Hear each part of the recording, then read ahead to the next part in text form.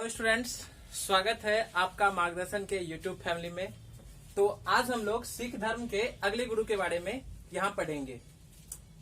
तो हम लोग सिख धर्म के 10 गुरु का पहले गुरु से लेकर 10वें गुरु तक को कंप्लीट यहाँ पर पढ़ाई करेंगे और 1 से लेकर 8 गुरु तक का हमने वीडियो अपलोड कर रखा है अपने चैनल पे। तो यदि आप लोग नहीं देखे हैं तो सबसे पहले उसको देख लीजिए और फिर अगला जो सिख धर्म के 9वें गुरु हैं गुरु तेग बहादुर साहब, इनके बारे में आज हम लोग पढ़ेंगे, यहाँ पर देखेंगे। तो चलिए आज शुरू करते हैं गुरु तेग बहादुर के बारे में, जो सिख धर्म के 9वें गुरु है। हम आपको पहले से ही बोलते आ रहे हैं कि देखो आपको क्रम भी याद रखना है। मतलब पहले गुरु कौन थे? गुरु नानक। तो दूसरे गुरु कौन थे? गुरु अंगद देव। तीसरे गुरु कौन थे? इस तरह से लेकर 10 गुरु का क्रम याद रखना है आपको, क्योंकि कभी कभी आजकल एग्जाम में आपको 4 गुरु का नाम या 5 गुरु का नाम दे दिया जाएगा और कहा जाएगा कि इसको क्रम में सजाइए।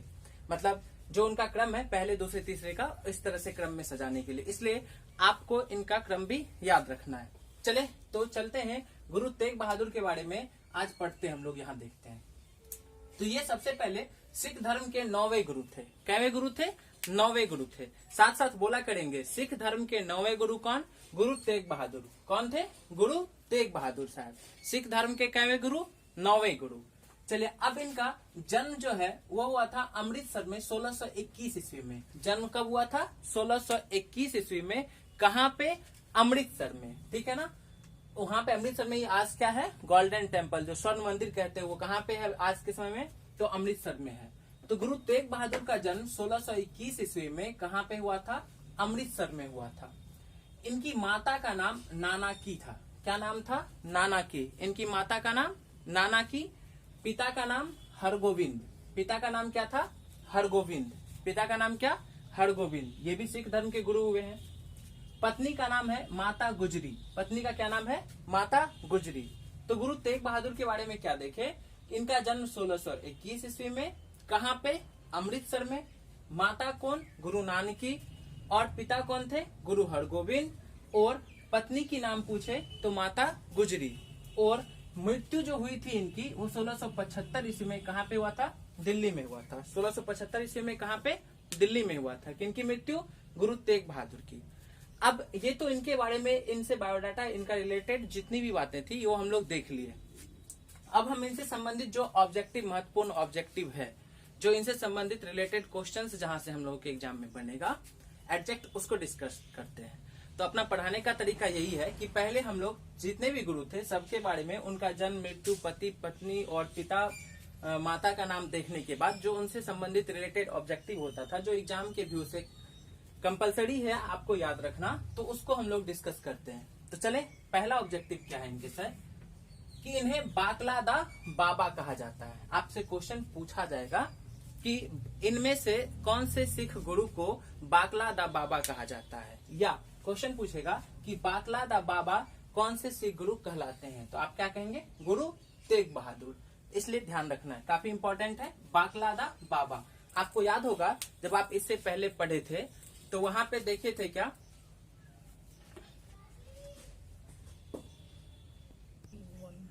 तो आपसे क्वेश्चन पूछा जाएगा कि कौन से गुरु को बाकलादा बाबा कहा जाता है। तो सिख धर्म के किस गुरु को बाकलादा बाबा कहा जाता है? तो हम लोग जवाब क्या देंगे, आंसर क्या देंगे? गुरु तेग बहादुर को। ये ध्यान रखना है। दूसरा, इनसे संबंधित बातें क्या था कि इनके द्वारा लिखी गई 115 पद, कितने पद?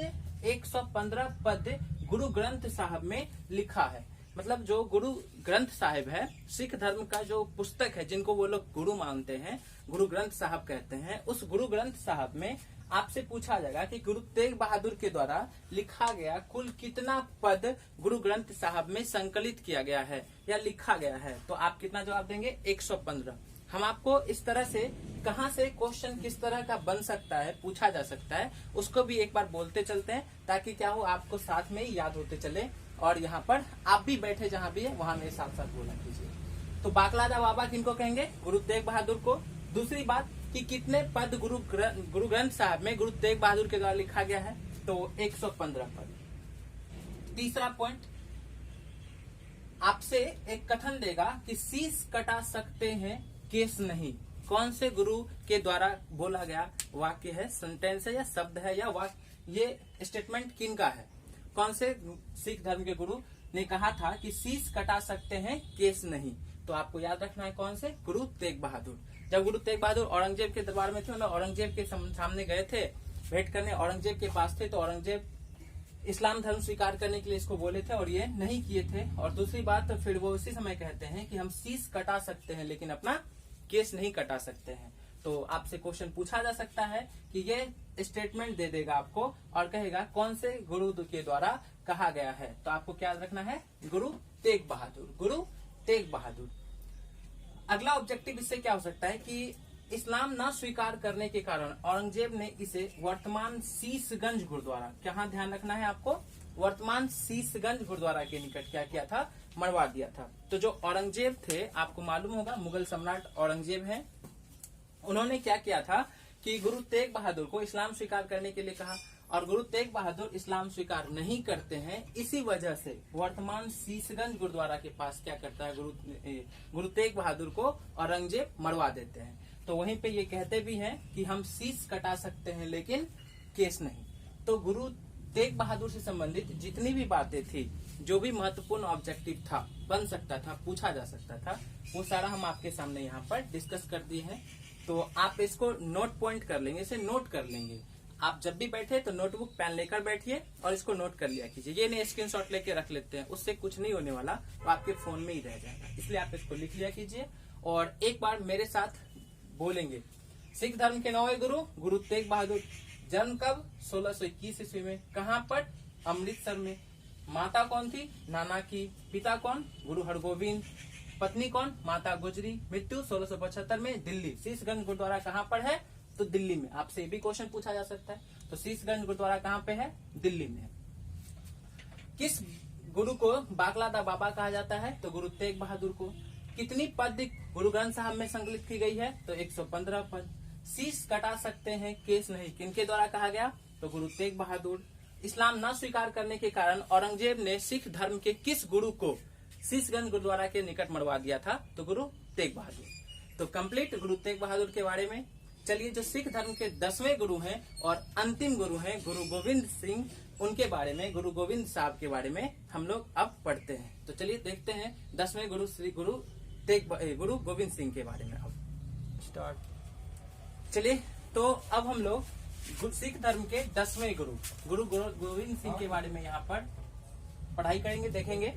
तो ये काफी महत्वपूर्ण है और आपके एग्जाम के व्यू से तो निश्चित रूप से ही बहुत महत्वपूर्ण है। यहाँ से काफी सारा क्वेश्चन बनेगा, तो हम लोग एक एक क्वेश्चन को, एक एक पॉइंट को बारीकी से देखेंगे और उससे जो संभावित क्वेश्चन हो सकता है, जो पॉसिबल क्वेश्चन बन सकता है, जो एग्जाम में आ सकता है, हम उसको भी रिकॉल करते हुए, बोलते हुए आगे बढ़ेंगे कि क्वेश्चन किस तरह से एग्जाम में पूछा जाएगा। तो सिख धर्म के 10वें गुरु, गुरु गोविंद सिंह साहब।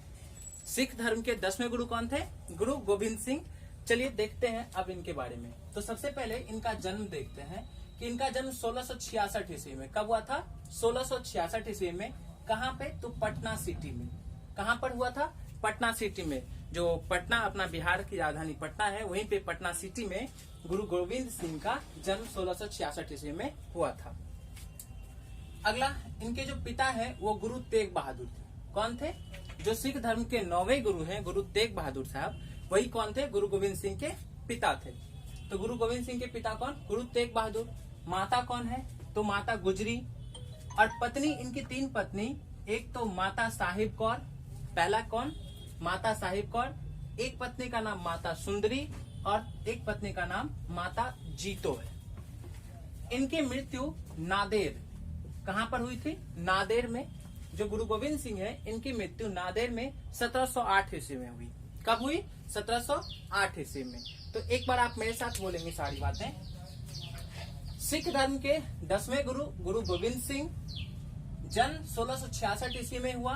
कहाँ पे? पटना सिटी में। पिता कौन? गुरु तेग बहादुर। माता गुजरी। पत्नी कौन थी? माता साहेब कौर, माता सुंदरी और माता जीतो। इनके 4 पुत्र होते हैं, लेकिन हम लोग पढ़ेंगे कि 2 जो ऐसे पुत्र होते हैं जिनको चुनवा दिया जाता है दीवार में, तो वो पढ़ेंगे, आगे देखते हैं। इनकी मृत्यु हुई नादेर में 1708 ईस्वी में। क्लियर है? अब जो इनसे संबंधित ऑब्जेक्टिव है, महत्वपूर्ण बात वो देखते हैं हम लोग। चूंकि एग्जाम में इससे डायरेक्ट क्वेश्चन आएगा और इससे बाहर भी नहीं आएगा, जो हम आपको अभी आज पूरा बताएंगे। मेरा ओपन चैलेंज है आपसे कि आप जाके सेट को देखिए, प्रीवियस क्वेश्चन को देखिए, क्या हमने जो आपको सिख धर्म के 10 गुरु के बारे में पढ़ाया है, बताया है, क्या उससे बाहर कोई क्वेश्चन आ रहा है, क्या कभी एग्जाम में पूछा गया है क्या? आप उसको देखिए, आपको पता चलेगा कि हाँ हम लोग कंप्लीट अध्ययन किए हैं और वही पॉइंट को पढ़े, उसी चीज को देखे पढ़े हैं जहां से डायरेक्ट क्वेश्चन आता है ना। इनके बारे में कहानी तो बहुत सारा चीज होता है पढ़ने को, लेकिन हम लोग जहां से संबंधित क्वेश्चंस आएंगे एग्जाम में उसको पहले क्लियर करते हैं। तो चलिए पहला पॉइंट, इनके बचपन का नाम था गोविंद राय। बचपन का नाम क्या था? गुरु गोविंद सिंह के बचपन का नाम क्या था? गोविंद राय। हमने क्या देखा कि गुरु गोविंद सिंह का जन्म हुआ था 1666 ईस्वी में पटना सिटी में, जबकि इनके बचपन का नाम क्या था? गोविंद राय। इन्होंने खुद को गुरु गोविंद सिंह, इन्होंने मतलब कौन? गुरु गोविंद सिंह। गुरु गोविंद सिंह खुद को सच्चा पातशाह बोले थे। क्या बोले? सच्चा पातशाह। गुरु गोविंद सिंह खुद को क्या बोलेंगे? सच्चा पातशाह बोले। ठीक है, अगला पॉइंट क्या है? दूसरा पॉइंट, तीसरा पॉइंट क्या है अपना? कि सिखों के लिए 5 ककार। कितने ककार भाई? 5 ककार। आपसे क्वेश्चन पूछा जाएगा कि सिख धर्म में गुरु गोविंद सिंह के द्वारा कितना ककार चलाया गया था, तो कितना ककार? 5 ककार। सिख धर्म के गुरु जो है गुरु गोविंद सिंह, उन्होंने सिख धर्म के लिए कितने ककार को आवश्यक कर दिया? तो 5 ककार। कौन सा? तो 5 ककार चलाए। क्या सब? तो पहला था क से केस। ककार का मतलब 5 क है, ठीक है ना? 5 क। कौन सा? तो केस, कंघा, केस, ठीक है, कंघा, कृपान, कच्छा और कड़ा। कड़ा हाथ में जो आप पहनते हैं, हम लोग बलिया जिसको कहते हैं, कड़ा, वो। तो 5 ककार कौन सा? सिख धर्म के सिखों के लिए गुरु गोविंद सिंह ने 5 ककार चलाया। कौन सा 5 ककार था? तो पहला केस, कंघा, कृपान, कच्छा और कड़ा। आप मेरे साथ एक बार बोलेंगे, केस, कंघा, कृपान, कच्छा और कड़ा। ये 5 ककार था जो गुरु गोविंद सिंह के द्वारा सिखों के लिए अनिवार्य किया गया। अगला क्या है कि इनका जो, इन्होंने क्या कहा कि गुरु गोविंद सिंह ने कहा कि जो पुरुष हैं वो अपने नाम के अंत में सिंह लगाएंगे। नाम के अंत में क्या लगाएंगे? सिंह। और जो स्त्री है, महिलाएं हैं, वो अपने नाम के अंत में क्या लगाएंगी? कौर। तो आपसे क्वेश्चन पूछा जाएगा कि खुद को या अपने आप को सच्चा पातशाह घोषित करने वाले या कहने वाले सिख धर्म के कौन से गुरु? तो गुरु गोविंद सिंह, है ना। पुरुषों के लिए क्या लगाएंगे? टाइटल में नाम के आगे लगाएंगे सिंह, और महिलाएं क्या लगाएंगी? कौर। अगला पॉइंट क्या कह रहा है? इनका निवास स्थान आनंदपुर साहब। जो इनका निवास स्थान है वो कौन सा है? आनंदपुर साहब। मतलब जन्म तो ये पटना सिटी में लिए, पटना में, लेकिन ये जहाँ रहते थे, निवास करते थे जिस जगह पे, उसका नाम क्या दिया गया? आनंदपुर साहब। तो इनके निवास स्थान को क्या कहेंगे? आनंदपुर साहब कहेंगे। और इनकी जो कार्यस्थली थी, जहाँ पे ये काम करते थे, बैठते थे, तो उनको कहा जाता है पाओता। क्या कहा जाता है? पाओता। कौन से जगह पे? पाओता पे। तो एक बार मेरे साथ, सिख धर्म का जो 10वें गुरु हैं गुरु गोविंद सिंह, उनका निवास स्थान आनंदपुर साहब और कार्यस्थली क्या था? पाओता। कार्यस्थली मतलब जहाँ कार्य करते हैं, काम करते हैं। अगला, इनके हम आपको क्या बताए कि इनके 4 पुत्र थे। इनके 4 पुत्र में 2 पुत्र जिनका नाम क्या है? फतेह सिंह और जोरावर सिंह। एक का नाम फतेह सिंह, दूसरे का नाम जोरावर सिंह। तो इनके 2 पुत्र फतेह सिंह और जोरावर सिंह को जो वजीर खां नाम के एक आदमी होते हैं, वजीर खां, इन्होंने इनको क्या करवाता है? दीवार में चुनवा देता है ना। जो वजीर खां होते हैं, ये जो वजीर खां है, क्या नाम था इनका? वजीर खां। इन्होंने क्या किया? सिख धर्म के 10वें गुरु गुरु गोविंद सिंह के 2 पुत्र फतेह सिंह और जोरावर सिंह को दीवार पर क्या करते हैं? चुनवा देते हैं। ठीक है, कंप्लीट याद हो रहा है आपको साथ साथ? तो आप निश्चित रूप से, यदि आपको लाइक करें, आपको अच्छा लग रहा हो, वीडियो याद हो रहा हो साथ ही साथ, तो आप लाइक क्या कीजिए, शेयर क्या कीजिए दोस्तों के बीच में, है ना। और अभी तक यदि आप चैनल को सब्सक्राइब नहीं किए हैं तो चैनल को सब्सक्राइब कर लीजिए, क्योंकि इस पर आपको ये तो जीके का जो मिल रहा है, इसके साथ साथ फटाफट जीके हम लोग देते हैं, जिसमें कुछ खास अच्छा सा ट्रिक आपके लिए लाया जाता है। और वैसे टॉपिक को हम लोग वहाँ पे डिस्कस करते हैं जहां से स्टूडेंट क्वेश्चन छोड़ के एग्जाम में आएगा, तो आप वहां से उसको बना के आइएगा। जहां सब कंफ्यूज होंगे वहां आप कंफर्म होंगे। वैसे टॉपिक को हम लोग फटाफट जीके में क्या करते हैं, डिस्कस करते हैं। तो इसलिए आप चैनल को सब्सक्राइब कर लीजिए और जितना ज्यादा हो सके फैला दीजिए, शेयर कीजिए दोस्तों के बीच में, वो उतना अच्छा रहेगा मेरे लिए। आप बस इतना सा करेंगे कि आप यदि वीडियो देख रहे हैं तो आप एक लाइक क्या कीजिए, उससे कुछ भी नहीं होता आपका, तो आप एक बार लाइक करेंगे। तो कौन से दो पुत्र को दीवार में चुनवाया गया था? फतेह सिंह और जोरावर सिंह का। कौन किए थे? वजीर खां। कौन चुनवा दिए थे दीवार में? तो वजीर खां। ठीक है। पुरुष के नाम के अंत में क्या लगेगा? सिंह, और महिला के नाम के अंत में क्या लगेगा? कौर। खुद को सच्चा पातशाह कहने वाले गुरु गोविंद सिंह। ठीक है, चलिए अगला। अब गुरु गोविंद सिंह का उपनाम, ढेर सारा उपनाम है, तो इसमें से जो उपनाम है कुछ उपनाम, तो उनको आप ध्यान रखेंगे। कौन सा? तो देखिए, इनको कलगीधर कहा जाता था। क्या कहा जाता था? कलगीधर। क्या कहा जाता है? कलगीधर। या इनको दशमेश भी कहा जाता है। क्या कहा जाता है? दशमेश कहा जाता है, या बाजा वाले कहा जाता है। और क्या कहा जाता है? बाजा वाले। तो हम लोग यहाँ 3 ध्यान रखेंगे महत्वपूर्ण कॉन्सेप्ट, कलगीधर, दशमेश और बाजा वाले।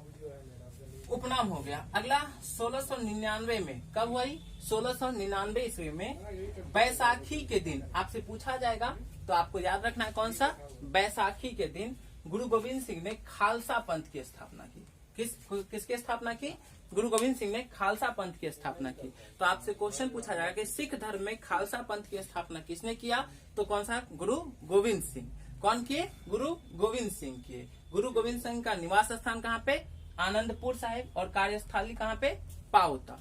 तो ये गुरु गोविंद सिंह से संबंधित सारी बातें थी, और कुछ बातें हैं जो हम लोग अब देखेंगे, इसी में आगे देखते हैं। तो यदि आप अभी तक इसको नोट कर लीजिए फटाफट, या तो स्क्रीनशॉट ले लीजिए, हालांकि नोट करना आपके लिए ज्यादा अच्छा रहेगा। चलिए, तो अब अगला पॉइंट देखते हैं, इनसे संबंधित क्या था कि गुरु गोविंद सिंह ने पाहुल प्रणाली की शुरुआत की। पाहुल प्रणाली की। अब थोड़ा पाहुल प्रणाली क्या था समझ लीजिए, कि मतलब इन्होंने जाति भेद को खत्म करने के लिए एक ही कटोरे में अमृत पान करना या प्रसाद खाना, खाना खाना, ये नियम लागू कर दिए कि कोई भी आदमी, ऐसा नहीं कि जाति भेद के तौर पर एक थाली में नहीं खा सकते, नहीं कर सकते। तो इन्होंने यही पाहुल प्रणाली है, कि पाहुल प्रणाली के तहत कहा गया कि कोई भी लोग एक ही थाली में प्रसाद खा सकते हैं, अमृत पान कर सकते हैं, ये सब कर सकते हैं। तो यही प्रणाली था। तो गुरु गोविंद सिंह ने पाहुल प्रणाली की शुरुआत की। पाहुल प्रणाली की शुरुआत कौन की? गुरु गोविंद सिंह की। अगला पॉइंट क्या कहता है ना, इन्होंने धार्मिक ग्रंथ, आदि ग्रंथ, जो सिख धर्म का ग्रंथ था, आदि ग्रंथ को वर्तमान रूप दिया। और वर्तमान रूप देने के साथ साथ क्या किए? गुरु ग्रंथ साहब को भी क्या किए? ये पूरा करवाए। तो जो गुरु ग्रंथ साहब है, चूंकि आपको मालूम होगा कि सिख धर्म के 10वें गुरु गुरु गोविंद सिंह के बाद जो गुरु ग्रंथ साहब है, उन्हीं को गुरु मान लिया गया सिख धर्म के अनुसार, या सिखों के अनुसार क्या किया गया कि जो गुरु ग्रंथ साहब है उन्हीं को गुरु मान लिया गया, या गुरुवाणी को भी गुरु मान लिया गया, और गुरु ग्रंथ साहब को। तो गुरु ग्रंथ साहब को पूरा करवाने का काम कौन किए? गुरु गोविंद सिंह। पाहुल प्रणाली कौन चलाए? गुरु गोविंद सिंह। आपसे क्वेश्चन पूछा जाएगा कि इनमें से कौन से सिख गुरु पाहुल प्रणाली की शुरुआत करते हैं या किए हैं? तो आप आंसर क्या देंगे? गुरु गोविंद सिंह। सच्चा पातशाह कहे जाने वाले गुरु गोविंद सिंह।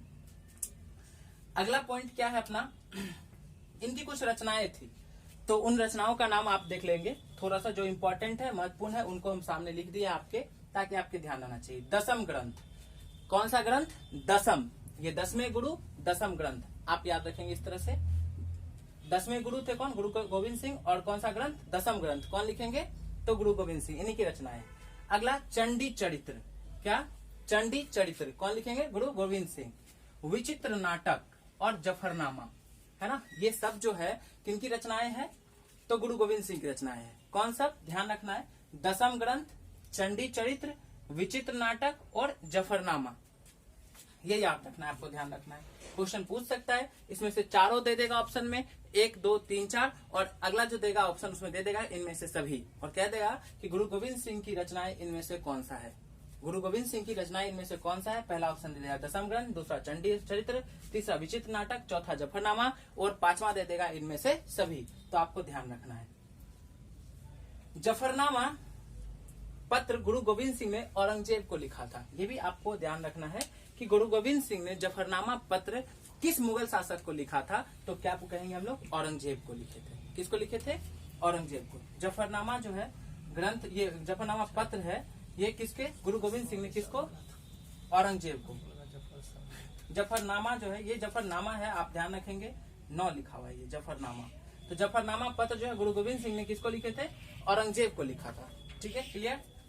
अगला क्या कह रहा है? विचित्र नाटक को उनकी आत्मकथा माना जाता है। जो विचित्र नाटक जो लिखा गया था गुरु गोविंद सिंह के द्वारा, उनको गुरु गोविंद सिंह की आत्मकथा माना जाता है। वो खुद के बारे में लिखे होंगे उसके बारे में, तो इसलिए उनको क्या कहा जाता है? विचित्र नाटक को क्या कहा जाता है? उनकी आत्मकथा। किनकी आत्मकथा? गुरु गोविंद सिंह की आत्मकथा। और अगला और लास्ट क्या है इनसे संबंधित महत्वपूर्ण बात पॉइंट, कि इनकी मृत्यु नादेर में होती है 1708 ईस्वी में। गुल खां नामक पठान, ये एक पठान होते हैं गुल खां, जो इनकी मृत्यु कर देते हैं, मतलब इनको मार देते हैं। तो आप इस तरह से गुरु गोविंद सिंह के बारे में जितनी भी बातें थी वो सारी बातें आपको यहाँ पे कंप्लीट बता दिया गया है, याद कर दिया गया है। और जो अगला और नेक्स्ट लास्ट क्या था? सर्ववंशदानी। तो गुरु गोविंद सिंह को सर्ववंशदानी कहा जाता है, क्योंकि इन्होंने सिख धर्म के लिए अपने पूरे वंश को एक तरह से कह सकते हैं तो बलिदान कर दिया। एक तरह से कह सकते हैं अपने पूरे वंश को दांव पर लगा देते हैं, बलिदान कर देते हैं गुरु गोविंद सिंह। इसलिए सिख धर्म में सर्ववंशदानी की संज्ञा दी गई है। किनको दिया गया है? गुरु गोविंद सिंह को। इसलिए गुरु गोविंद सिंह को सर्ववंशदानी कहा जाता है। तो हम लोग आज के वीडियो में सिख धर्म के 9वें गुरु जो गुरु तेग बहादुर और सिख धर्म के 10वें गुरु जो गुरु गोविंद सिंह हैं, उनके बारे में कंप्लीट यहाँ पे पढ़ाई किए हैं। तो गुरु गोविंद सिंह से जितनी भी महत्वपूर्ण बातें थी, जिससे आपका क्वेश्चन बनेगा एग्जाम में, डायरेक्ट क्वेश्चन पूछा जाएगा, और क्वेश्चन किस तरह से पूछा जाएगा हम आपको, ये भी जो मेरे से हो सकता और हमने जितना भी संभव था इसे क्वेश्चन, तो वो हम आपको एक तरह से क्वेश्चन बोलते भी चले गए कि देखो इस तरह का ऑब्जेक्टिव यहाँ से बन सकता है। तो आप इस वीडियो को पूरा देखिए दोस्तों, और अच्छा लगे तो उसको लाइक क्या कीजिए, शेयर क्या कीजिए। और इसी के साथ आज ये सिख धर्म के 10 गुरु के बारे में हम लोग यहाँ पे कंप्लीट पढ़ाई कर लिए। तो आपको वीडियो कैसा लगा कमेंट बॉक्स में कमेंट करके बताइएगा, और अच्छा लगा हो तो दोस्तों के बीच शेयर कीजिएगा। फिर से आगे बढ़ेंगे हम लोग, और इसी तरह से जीके का, मैथ्स, रीजनिंग का और साथ साथ फटाफट का सीरीज हम लोगों का आगे चलते रहेगा। तो अपने चैनल के साथ बने रहिए।